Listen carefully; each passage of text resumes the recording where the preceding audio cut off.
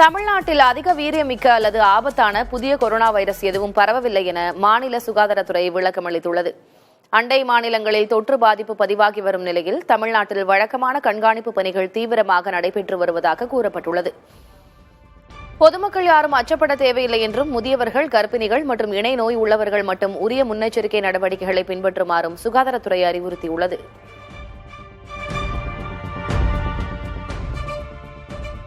தமிழகத்தில் கடும் வெயில் காரணமாக ஜூலை 12ஆம் தேதி மின் நுகர்வு 42 கோடி யூனிட்டுகளாக அதிகரித்தது. தமிழகம் முழுவதும் ஒரு நாள் பயன்படுத்தப்படும் மின்சாரத்தின் அளவு மின் நுகர்வு எனப்படுகிறது. இது தினசரி சராசரியாக 30 கோடி யூனிட்டுகளாக உள்ளது.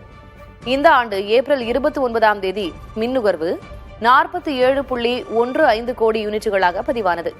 இதுவே இந்த ஆண்டின் இதுவரைக்கான உச்ச அளவாகும். வழக்கமாக இக்காலகட்டத்தில் வெயில் சற்று குறையும் என்பதால் வீடுகளில் மின்சாதனங்களின் பயன்பாடும் குறையும். ஆனால் காலநிலை மாற்றத்தின் காரணமாக ஜூலை மாதத்திலும் வெயில் கடுமையாக நீடிக்கிறது.